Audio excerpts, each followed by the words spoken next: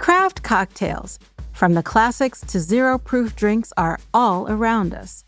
But what if we told you that craft cocktails are actually a relatively recent addition to the culinary scene? My name is Toni Tipton-Martin, and I'm the editor-in-chief of Cook's Country at America's Test Kitchen.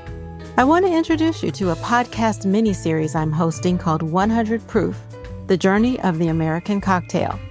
Over 6 episodes, we'll look at how mixed drinks offer us a window into what was happening in America during the dawn of the cocktail. We'll then take you to the present day to contemplate what forces led to our modern cocktail renaissance.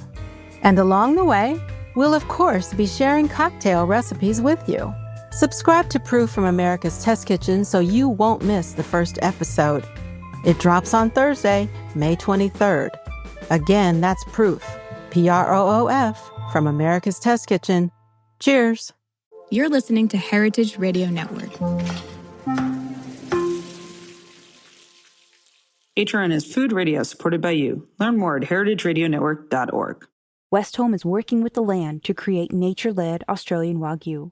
Westholme believes that when nature leads, flavor follows. Learn more at westholme.com.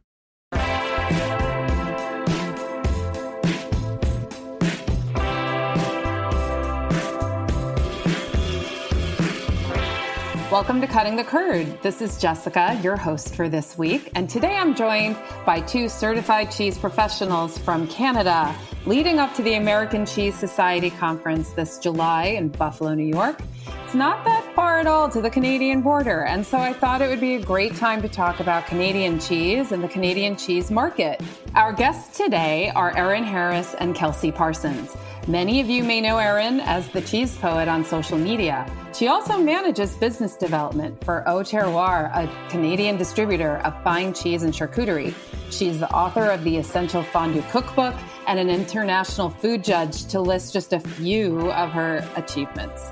Kelsie Parsons is a national sourcing manager for a large retailer in Canada called Sobeys, and he is passionate about building community through cheese. Together, they are the co-founders of the Canadian Cheese Collective, which is on a mission to create opportunities for Canadians in cheese to learn and grow together. Erin and Kelsie, welcome to Cutting the Curd. Thank you so much. What a warm welcome. That's awesome, Jessica. Thank you, Jessica.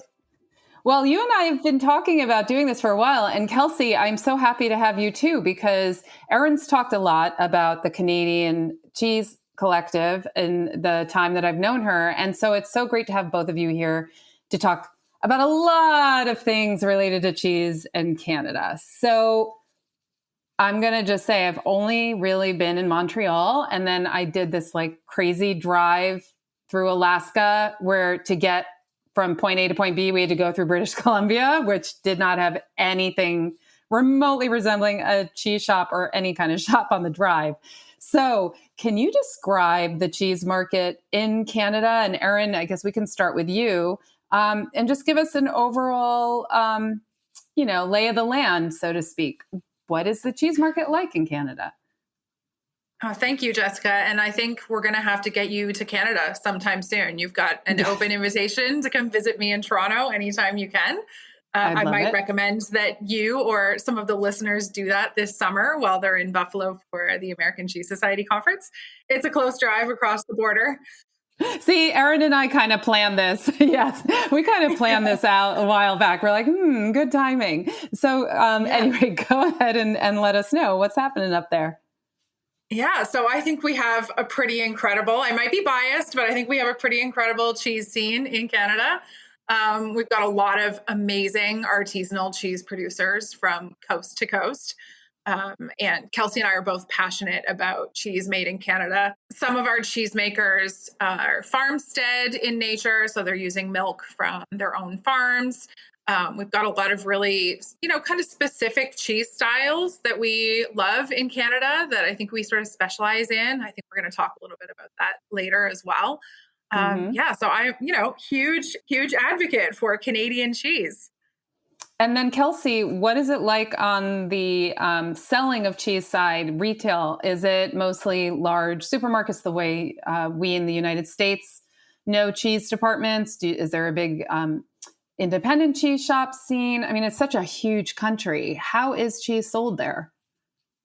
Well, we have a little bit of everything here too. So I work for one of the large grocery chains, but I started as a cheesemonger selling cheese at farmers markets around Toronto. So we've got small shops, big shops, and everything in between. But the one thing I want to highlight is it's a massive, massive country. We Hmm. have the population of California spread across the second largest country in the world.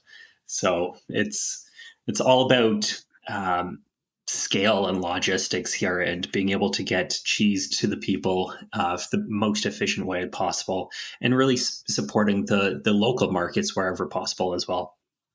Yeah, that's a really great point that you brought up. And that statistic about the population in proportion to the geographic size of Canada. So I can imagine that there's a lot of land there that maybe isn't so much farmland for dairy production, or maybe I have that wrong. But we know that that there is a pretty sizable cow's milk market up there, correct? Am I kind of, that's the impression I get down here. And also the cheese that I think we most closely associate with Canada here is cheddar. Is that a fair assessment, you think? Absolutely. Both of those are spot on. Very similar to the US. Mainly cow's milk is the main type of milk produced here. And cheddar is definitely the most popular kind of cheese. But there's so much more than just cheddar and cow's milk as well. There's sheep, goat, water buffalo, and so many different varieties of cheese.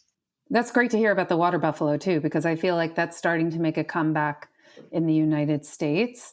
And so, where geographically do you find these different milk types? Do you see concentrations in different parts of the country where maybe there's no goat's milk over here because of the landscape or what have you, or is it pretty much everywhere?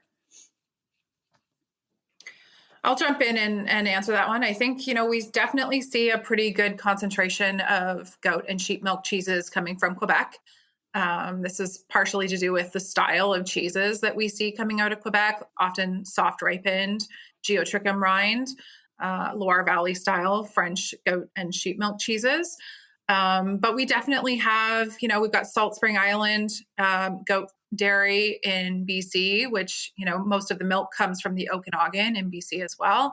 We also have a lot of goat and sheep milk produced here in Ontario. And so I think it's kind of spread out across the country where there's dairy farms. There's usually goat and sheep milk farms sort of sprinkled in the mix. I think water buffalo is definitely the lowest producing dairy milk farm in Canada. And, production is just super, super slow, but we do have a nice market for it as well. And do you see, you mentioned Quebec and, while you were talking about the cheeses that you find in Quebec, of course, I was thinking about the French kind of cultural traditions and influence. And so are there other influences that you find throughout Canada? I, again, can only speak to what I know of the United States and looking at, the traditions built around cheese in parts of the upper Midwest may be different from New England, maybe different from from the California. So are there other cultural influences aside from the French? Absolutely. There's actually quite a large production of semi-firm washed rind cheeses in Quebec. This is something that Canadians sort of associate with Quebec cheese. Oka being the most popular and widely known semi-firm washed rind cheese. And this takes direct influence from, some of the first French influenced cheese made in Canada. This is definitely about people who have traveled from France, landed in Canada, and began cheese production here. They wanted to make cheeses that they knew from their homeland. And those cheeses really caught on in Canada, especially in French speaking Canada. And today there's quite a robust industry of semi-firm wash rind. The joke is every time I hear a new cheese producer in Quebec is making a new cheese, I kind of joke and say, oh no, please not another semi-firm wash rind, because we are just really inundated with really, truly incredible options to choose from semi-firm wash rind cheeses. Like, we really have nailed those recipes, and each producer has their own slightly different variation. And actually, I'm excited to be talking about a really amazing Canadian Quebec-made semi-firm wash rind cheese at the American Cheese Society this summer. We're doing a tasting session. Oh, amazing. Excited to share that with everybody. One thing I'd add is in Quebec, although they speak French in Quebec, it's distinctly different than France cheese making. It's unique in its own way, and probably the thing that speaks to that the most is that the most popular cheese is cheddar, one that we'd usually associate with UK, but it is available everywhere. And so are fresh cheddar curds. You can go to a local gas station and buy fresh curds that were made that day. It's a common snack that you can find literally everywhere. And then there's poutine, of course. Yes, exactly. Of course, we then have to talk about poutine being, the national dish of Canada. Fresh hot fries and squeaky cheese curds and really nice hot gravy on top. You can't go wrong. Yeah, that's what our disco fries were missing when I our 1 a.m. disco fries with gravy. We didn't have any cheese curds, and I think generations of us have missed out on that joy. So I do want to also point out the jealousy that some of us in where I live in New York, we're so close and yet so far, is the access to raw milk cheese. What exactly is the law regarding raw milk cheese in Canada? The law is actually exactly the same as it is in the US. So we have the 60-day rule, just like in the US, but there's one little nuance. And in Quebec, there's a handful of farmstead artisan farms that are allowed to produce fresh raw milk cheese aged less than 60 days. And the milk has to be coming from that farm and used within a certain amount of time. So it is very, very limited and hard to find. So very small batch quantities, but it is a special gem to look out for whenever you're in Quebec. So how did that come about? Like, how did that a kind of exception happen? Do you know?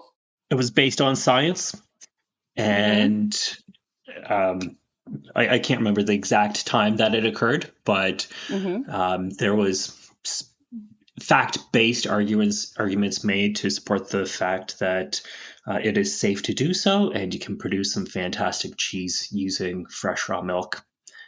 And I think the thing that I'll add about raw milk cheese being sold in Canada, one thing that I've heard many of my American friends talk about over the years is that we have things like raw milk Brie de Meaux and Morbier available for sale in Canada, and yet those are cheeses that have not been as readily available in the United States. Am I right about that, Jessica? Yes, you are correct. Yes. Yeah. And I think it has everything to do with maybe a little bit more lax rules with our CFIA, Canadian Food Inspection Agency, at the border. It's kind of rare that, for the business that I work for, Au Terroir, it's kind of rare that we see cheeses turned away. And that's not to say that the quality of the cheese we're receiving from France is any less inferior. In fact, we have quite strict rules on, the quality of the milk that has to pass into the country. However, I think that there's a little bit more tolerance for things like cheeses aged on wood boards, for example, and trusting the science of the cheese that's tested at our borders. It's amazing science, folks. Science is good. Science is good. Science, data.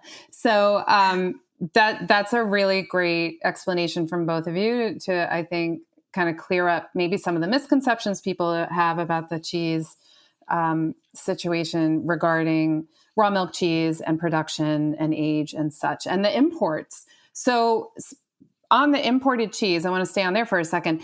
Are there market preferences that you see in Canada? Are there particular styles of cheese or countries of origin that people lean towards, that markets lean towards? But of course, it's a large country, so maybe there's some kind of different, preferences depending on what part of Canada you're in. Like, what's really popular? Yeah, I think Kelsie should answer that question, because as sourcing manager, he's, directly looking at this data very regularly and can speak to it a little more. Sure. So Italian cheese is definitely extremely popular. So Parmigiano Reggiano, Grana Padano, etc. One thing that's unique in Canada here is we don't really have Parmesan, and that's in air quotes, like in the US. So we have the authentic stuff and then the stuff that comes in the can. And there's not really the North American produced parm. So in Canada, we like the authentic Italian cheese, Dutch Gouda, all kinds of other ones. British cheese is very popular here. One thing that I see as a difference, though, is some of the more unique aromatic cheeses are a bit harder to catch on. So, like Taleggio, when I'm in the US, it's fairly easy to find, but it's a lot harder to find here. So it's some of the more unique, lesser known cheeses are a little harder to find unless you go to a specialty shop. And probably Erin can speak about that side of things a bit more. One thing that I'll add to what Kelsie just said is the struggle that we've had with the downfall of Brexit occurring in the United Kingdom. And so, yes, British cheeses are super, super popular in Canada for, kind of obvious reasons. We participate in the monarchy, and a lot of people who live in Canada have British roots that they, come from. So they're very comfortable with cheeses from the United Kingdom in general. However, we have definitely started to struggle seeing, Kelsie can probably speak to this a little better than I can, but the agreement that we had in place in Canada for importing through the EU that fell by the wayside when Brexit happened has directly impacted the amount of British cheese we're able to import. And so it's becoming a bit of a problem. We spoke, actually, we had our last Canadian Cheese Collective meeting was about this topic, and we had Jane Quick from Quick's Cheese in Devon join us and talk a little bit about how Brexit has impacted their sales into Canada. And we also had Lisa McNeil, the president of Tree of Life, join us. Tree of Life is one of the biggest importers of British cheese in Canada. And so it was definitely a hot topic that we had many people attending wanting to learn more. So I feel like in the United States, what we've seen is it's kind of gone to like a seasonal, meaning mostly like holiday availability schedule. And then the rest of the year, I feel like we've had a harder time seeing the regular presence of a lot of the British cheeses on our counter. So it's interesting to see what's happening in Canada. And I know there's a lot of nuances to the relationship. I have to say, every time I ask a question to you guys, and I think I might be asking kind of a dumb question, you guys, our answers, they're so interesting and complex. And I'm just so happy you're both here. And I hope that the listeners are having a few like, wow, I didn't know that moments. Yay, this Jessica, is so exciting. We can go down the rabbit hole with this one if you want. Yeah, we can just, turn the rest of this podcast into a talk about British cheese in Canada and quota if you'd like. Yeah, you know what? Maybe we'll do that like, Canadian cheese 201. We'll do another level of it. Or people can, of course, see you at ECS and ask follow-up questions as well. I love the fact that both of you are going to be there. So, well, on that note, also is the availability of Canadian-made cheese in the United States and then U.S. cheeses in Canada. I know of a few Canadian cheddars that are available in the United States, and I know that there's a butter. But what are we missing? Like, am I just not looking? Or are they here and I don't realize they're from Canada? Or do we really just not get many cheeses here from Canada? There's a bit of other Canadian cheese in the U.S. market that's being brought in under private label brands. Mm-hmm. So it might not be obvious that it's Canadian. But really, there's not a lot of cross-border sales of artisan Canadian or U.S. cheese. In Canada, we have one of the highest prices of milk in the world, and that makes our cheese quite expensive. In the U.S. market, it's hard to compete with cheese made in the U.S. Mm-hmm. And likewise, looking at U.S. cheese coming into Canada, we are very protectionist in a way, mm-hmm. I'd say, trying to support the Canadian dairy industry. And it's tough because there's so many amazing U.S. cheeses that we would love to have here in Canada, but we get a very, very limited amount. So we see Sartori cheese on the shelf, and Jasper Hill is starting to come into Canada, which is very exciting, but it's very, very limited at this point. When an American cheese does enter the Canadian market, what type of retailer do you generally see it entering? Is it in the specialty shops, or is it in more of the larger grocers, maybe even grocers that have a presence in both countries? Who's able to get those cheeses to their customers? I'll take that one. So the Bella Vitano cheeses by Sartori are really quite readily available sort of everywhere. That's mm-hmm. actually an interesting one to consider because you can get them everywhere from Costco to pretty much every level of grocery store, maybe not the lower priced grocery stores. But then the fine cheese shops are also selling the cheeses because there's such a demand for that style of, sweet, nutty. People love a flavored cheese. It kind of really hits the nail on the head, and you can find those cheeses kind of everywhere.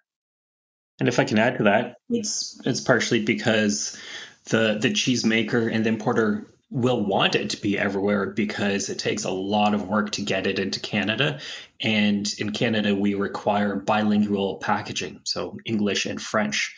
So we have a small population, as I said, size of California in population. So the cheese needs to be everywhere to make it worthwhile to bring into Canada. But I'll follow up on the comment about Jasper Hill Farm cheeses coming into the country very soon. The first shipment is going to land somewhere just sort of the end of July upcoming. And this has been, a couple of years at least in the making. It's been a lot of work for Lee Falzone and Katie Lostito, I think I'm saying her name correctly, at Jasper Hill Farm, to make that happen. And I know they're sort of positioning themselves in fine cheese stores to begin, but certainly moving sales into grocery are part of the long-term game plan. And it's exactly for the reasons that Kelsie mentions, for the amount of work and the margins to get product into Canada.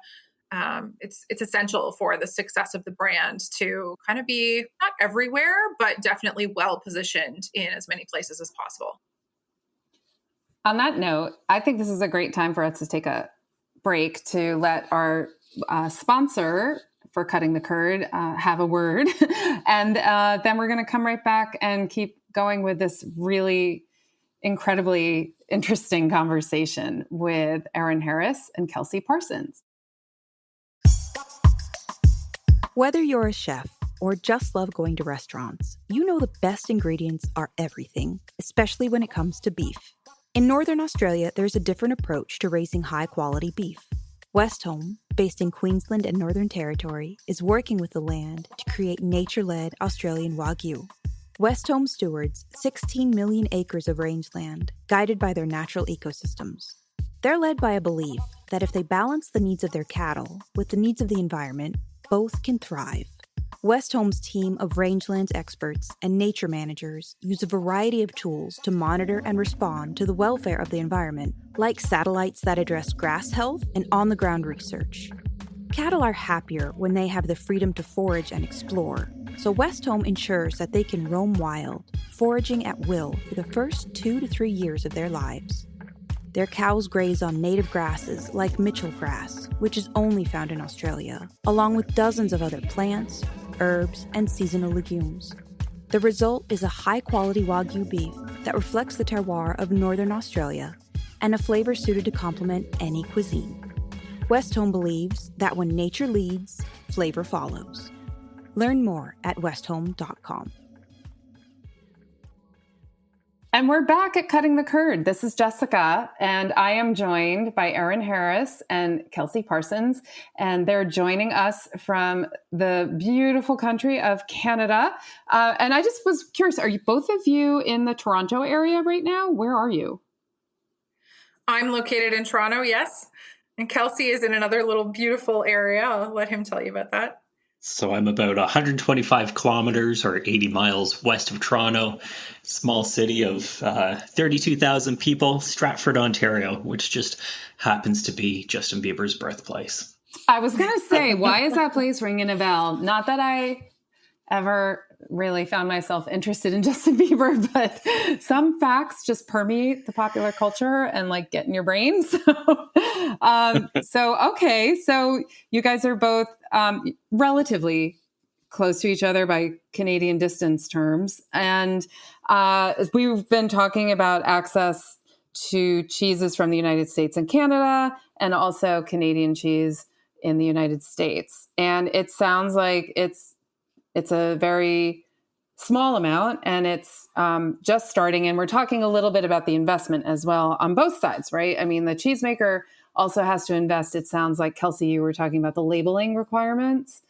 And that's true even in British Columbia. The label is printed in 2 languages. Yeah, from coast to coast, it has to be in 2 languages. And I believe even the nutritional information, there's a different format that's required in Canada than in the US. And I was curious, are you guys seeing an increased demand for pre-cut fixed wedge cheeses and small fixed weight by the each, to sell by the each cheeses at like we are here? Yes, absolutely. There was definitely a shift during the pandemic, and shoppers wanted cheese that had been minimally handled. And it was also a way for stores to focus on putting labor into the right things, the things that mattered at the time. And I believe those preferences for pre-packed cheese are still there. People are definitely still gravitating to pre-pack over bulk cheese. Right. Yeah, I think I would add, Kelsie really specializes in the grocery world. And I think things are a little bit different in the small independent cheese shop world. With the increased price of food, we've definitely seen the price of cheese go up over the last, handful of years in Canada. And the only thing that I would add about small individual sized cheeses is the price can end up being a little out of reach for customers. So I think I'm actually starting to see a bit of a slowdown on prepacks as the prices have crept up. And so cheeses that can be sold in smaller portions are tending to trend a little bit more right now. That's interesting. And then Erin, in your job, you're also meeting with chefs as well? Sometimes, yes. For me, I manage English speaking Canada for a fine cheese distributor. And, as we've touched on, that's quite a large land mass to cover. And so shipping and logistics can become quite a barrier for, just being able to afford to ship product from point A to point B and still be able to use it on your menu or, sell in your store. And so, yes, I do work with chefs and restaurants. However, because of minimum order amounts and the cost of shipping, it is sometimes difficult to make it happen. So you both have mentioned or referred to the geography and logistics. So is there a big local cheese community like scattered throughout Canada where, because of the logistics barriers or the prices, the availability of cheese locally sounds like maybe that's got more of a market? Or can you say a little bit about that? Yeah, absolutely. I think, I'll just sort of catch back up with restaurants and chefs. I think, you really can hardly ever go wrong with using local cheese on your menu, because people are always really excited to support local, and it's great to see that name on a menu. But exactly for the reason that you're saying as well, it does tend to cut down on the food costs, which we all know the margins associated with running a restaurant are paper thin. And so the more that you can utilize local food that hasn't had to travel across the country, the better, right? And I can also imagine the weather. I can't imagine, because I'm sure it becomes a pretty big headache. Are things being driven on roads? Like, is it mostly relying on trucks to get from point A to point B? Because I know you guys have some pretty long winters. It is mostly trucks, yes. And one thing that is unique to the business I'm in is we have stores even in Newfoundland, which is a province, a large island on the East Coast, and trucks have to take ferries there. Same with on the West Coast, we've got Vancouver Island, and there's ferries that have to take milk and cheese out there. So if the weather's bad, if there's a big storm, it impacts the deliveries. Yeah, I'm having memories of, I think it was 2 or 3 holiday seasons ago. I think it was 2.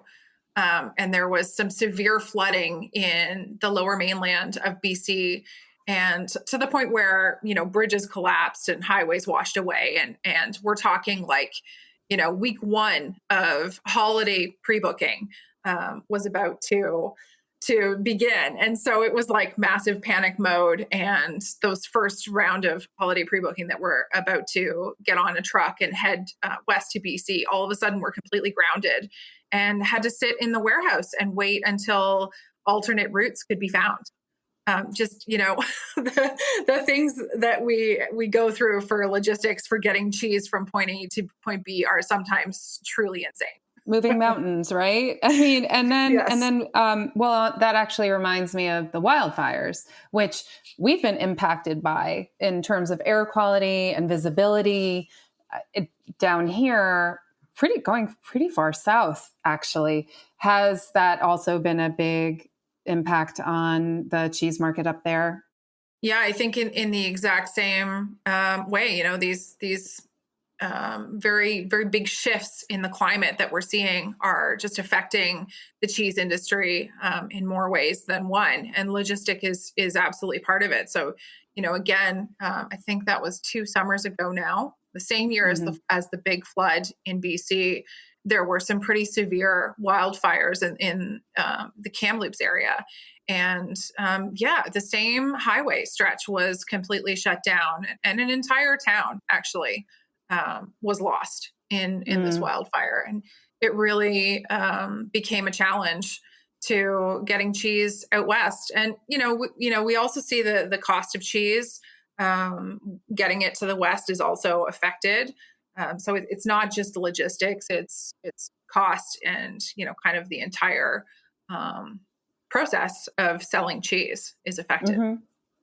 So let's talk about the Canadian Cheese Collective then, because you two are, the co-founders of this group, which has a mission to create opportunities for Canadians in cheese and to learn and grow together. And it definitely sounds like there's a myriad of challenges, but also opportunities when it comes to opportunities in cheese. So how about giving us a little background on how you two found each other to co-found this collective?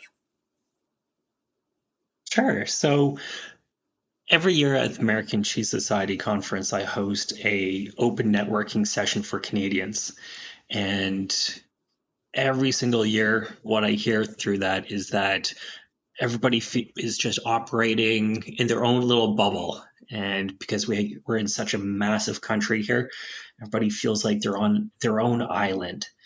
And they wanted community. They wanted to feel the camaraderie like they do at the American Cheese Society conference. And they wanted a community. So it's something that I've wanted to do for a long time. And Erin and I were chatting one day, and she expressed the same thing. And we're like, okay, if somebody's going to do it, it's going to be us. It has to be us because, it's something that we want to happen. So we took the plunge, and that was 2.5 years ago was our first meetup. And we specifically wanted to have the first meetup with two cheesemakers who are actually located on islands. So one on the West Coast, one on the East Coast. And they talked about their experience being remote cheesemakers and how they made it through the pandemic and the challenges. Yeah, Kelsie and I have known each other for somewhere around a decade now, maybe slightly longer than that. And we have, the whole time we've known each other, we have shared this passion for Canadian cheese, number one, and number two, for building community. And, we've been to the American Cheese Society conferences together and have come away from those experiences just feeling like, wow, how do we try and distill that feeling of community into some sort of shared experience here in Canada? And it's tough because we've got this great distance as a challenge between, from one side of the country to the next. And so when Zoom became popular through the pandemic, it kind of became a no-brainer that would be the way, the means of trying to build this community. And it's, even with Zoom as a platform, it's challenging to get people, just to get on that call and connect with community across the country. We've had, I think, maybe our most highest attended session may have been somewhere around 60 people, which is pretty incredible, I think, from one side of the country to the other. The lowest has been, maybe around 20 or so. And most often it's somewhere in the middle. We're thrilled when anybody joins us, shows up and joins us and joins the conversation. But, there's been a lot of challenges but we just are continuing to be excited about the topics that we're finding to talk about. And the feedback has been good. I think people enjoy it. And how do you find, what is the way that people find you, I should say? Because like you said, it's a big country. Some people are very remote.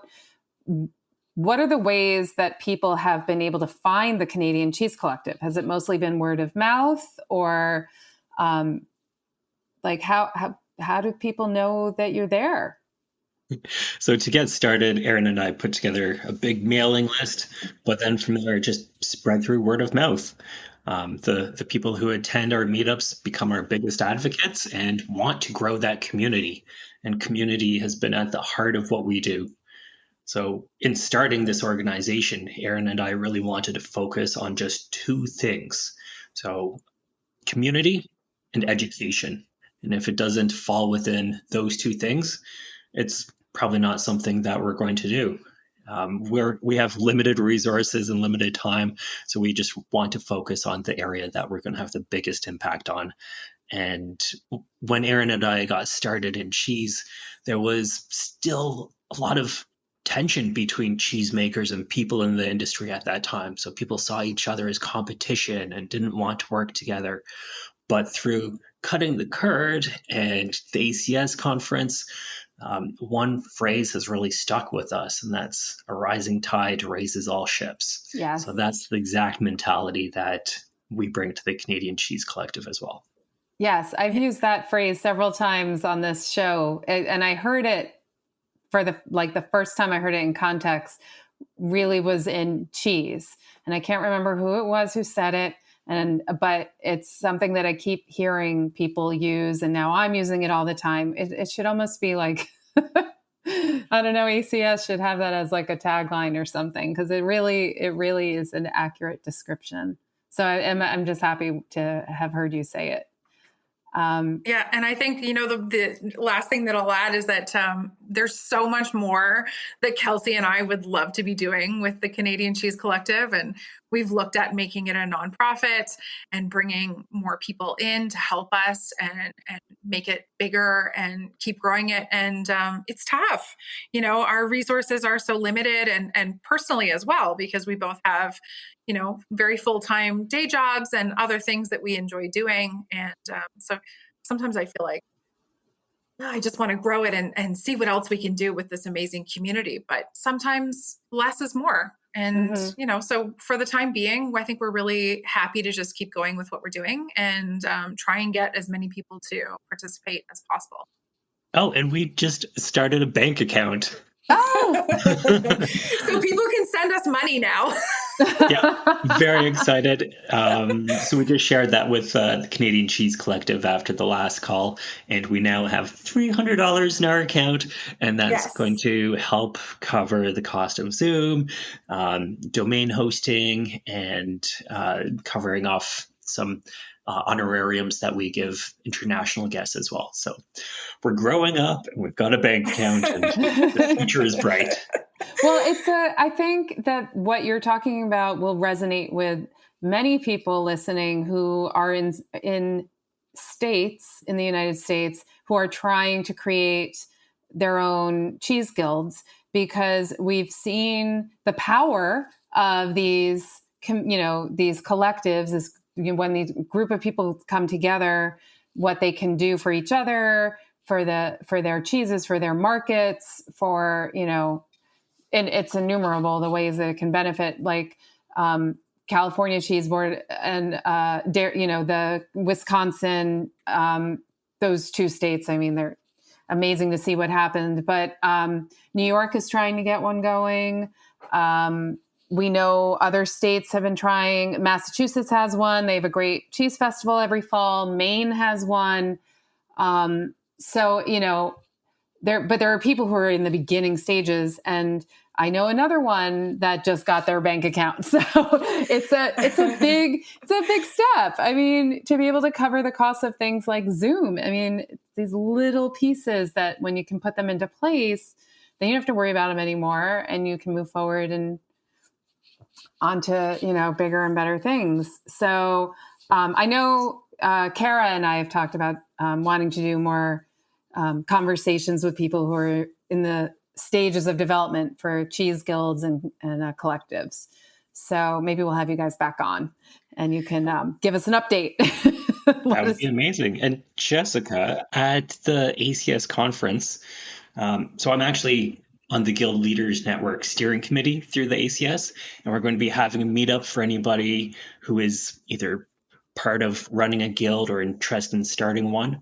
So our meetup is going to be Friday, July 12th from 10:30 to 11:30. Amazing. And I know that Tuesday, the Tuesday before conference starts, the New York State Cheese Council that's starting up is having an event with the Daphne Zephos folks. So hopefully there'll be opportunities for people to talk to each other there as well. So before we wrap this up, I do want to ask each of you if you could just tell us one or two of your favorite cheeses made in Canada. So if anybody is heading to Canada either this summer or later this year, maybe at ACS, you're going to skip across the border for a couple of days. What are some of the cheeses you would recommend us cheese tourists be on the lookout for? Okay, I'm going to jump in here because I'm also going to just give a little shout out to our upcoming cheese tasting session at the American Cheese Society. Kelsie and I are so excited. We are doing a tasting session on Canadian cheese coast to coast. And so we've got 5 cheeses that are coming to the tasting session. And I'll give you like a little sneak preview of one of those cheeses. It's a cheese that I fell in love with this year. It's new. It came on the scene late last year, won an award at one of our Canadian cheese competitions. And so it's called Samuel Le Bleu from Fromagerie Nouvelle France in Quebec. And it's a sheep milk blue that is just exceptional. It's so delicious. And unfortunately, I have to preface this by saying it's actually, the production of it is still relatively low. And I should stop talking about it because I'm having a really hard time getting enough for my customers. I've done a little bit too much talking about it. And so, please don't try and run out there and buy some because there's not much available. However, people could go to your session and then they'll have a taste. If anybody happens to be coming to the American Cheese Society Canadian tasting session that Kelsie and I are putting on at 11:30 a.m., I believe, is that right, Kelsie, on July 11th? That is correct. Then you will get a taste of one of my newest favorite Canadian cheeses. It's delicious. Awesome. Kelsie, do you have one? I do indeed. I've got many, but following Erin's lead, I'll share a little bit about one that we're going to have at the tasting session. So it is called Wildwood, and it is made by Stonetown Cheese. And they are one of the local farmstead producers in my area here. So it is a Swiss family who came over here and hired a Swiss cheesemaker. He moved here with his family to start making cheese, and this is a truly unique cheese. It's a firm cheese, and Ramon, the cheesemaker, covers it with yeast from winemaking. Oh, so wow. It gives it like a real savory flavor. And to me, the cheese it reminds me of sour cream and onion chips. Yes. It's savory, and you just want to go back for more and more. It's a good one. Wow. That sounds insane. That actually brings up another question for me before we leave, which is pairings, because I was just thinking whoa, with the yeast from winemaking, I was just thinking if you paired it with wine, what would you do? And so are there any particular pairings that are traditional in Canada with cheese? Oh, that's an interesting question. Besides French fries? Yes, a bucket of gravy. I'm curious to hear what Kelsie's going to say for this one. The cliche is that maple syrup belongs on everything. Apples, maple syrup, etc. I think apples with Wildwood would be pretty fantastic for kind of the perfect ideal afternoon snack. We also have an amazing wine region. So to, give another little nod to visiting Canada while people are in the Buffalo, New York region, we make some incredible wine in the Niagara region, and specifically Cab Franc is a varietal that does incredibly well in the local terroir. And I don't know if I've ever had Wildwood specifically with Cab Franc, but in my mind, it sounds like a really winning combination. So I don't know. What do you think, Kelsie? Honestly, I'm going to share my thoughts on pairings in general instead of just pairings with Canadian cheese. But to me, it's all about the cheese. And I don't want to say I'm a purist because I'm not, but I just love the flavors that you get in cheese. And I just love focusing on that. Yeah, I mean, beautiful cheese boards that have all kinds of interesting pairings on them are cool. And, I have so much respect for people who put all this effort into making something look spectacular. But about 9.5 out of 10 times, my cheese boards are just large chunks of cheese on a board. Yeah, I'm team large chunks of cheese. Yes. Actually, if I could pair cheese with something, it's people. It's all about the people that you're enjoying it with. It's not Oh, about the beverages. It's just sharing a good piece of cheese with some friends and having Oh a my good time, a gosh. memorable that's why we experience. love Kelsie. That's it right there.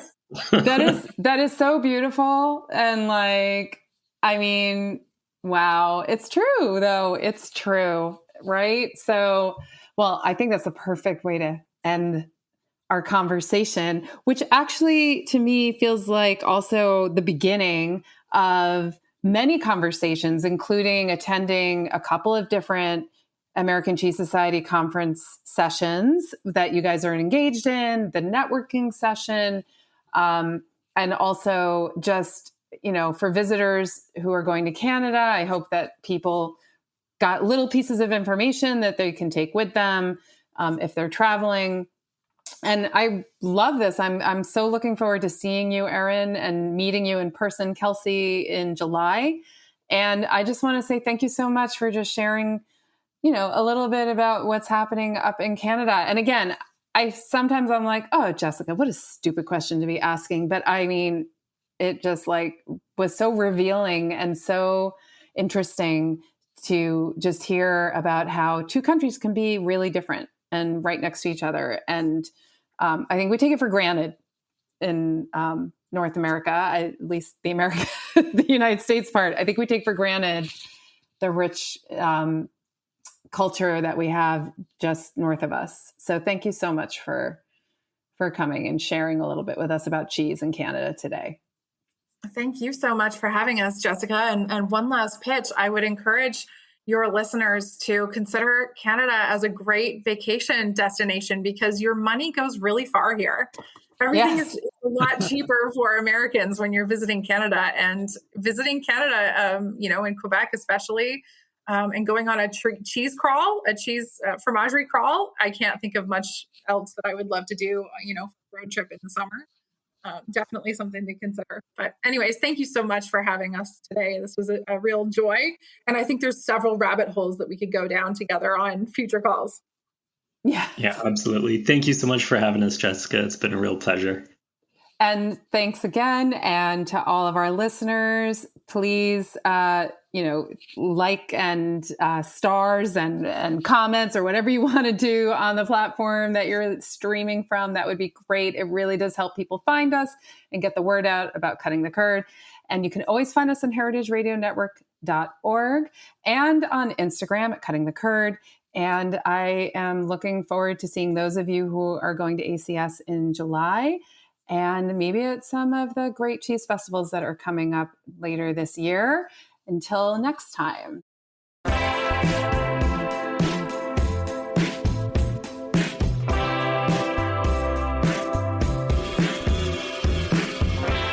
Cutting the Curd is powered by Simplecast. Thanks for listening to Heritage Radio Network, food radio supported by you. Keep in touch at heritageradionetwork.org/subscribe. Hi, listeners. We want to tell you about a podcast we're really digging. It's called Christopher Kimball's Milk Street Radio. Every week, they travel the world to find the most fascinating stories about food, including children who harvest cod tongues after school in Norway and a detective who tracks down food thieves. And on Milk Street Radio, you can always find the unexpected. The comedian who ranks apples using an elaborate 100-point system, the secret history of grocery stores, and how to eat your way through Italy. They also interview the most beloved names in food like Jacques Pepin, Sola El-Waylly, Jose Andres, Jet Tila, Ina Garten, Nigella Lawson, and Padma Lakshmi. Plus, co-hosts Christopher Kimball and Sarah Moulton do live calls with listeners and answer their questions about ingredients, techniques, and culinary mysteries. Like, why roasting a leg of lamb made one caller's oven explode? Ever wonder why your bread won't rise or your souffle falls flat? Chris and Sarah have the answers. You'll also hear from a rotating cast of contributors, including Kenji Lopez-Alt, Cheryl Day, Dan Pashman from The Sporkful, and Alex Ainuz, a French guy cooking from YouTube. Take a listen at 177milkstreet.com/radio or just search your podcast app for Milk Street Radio.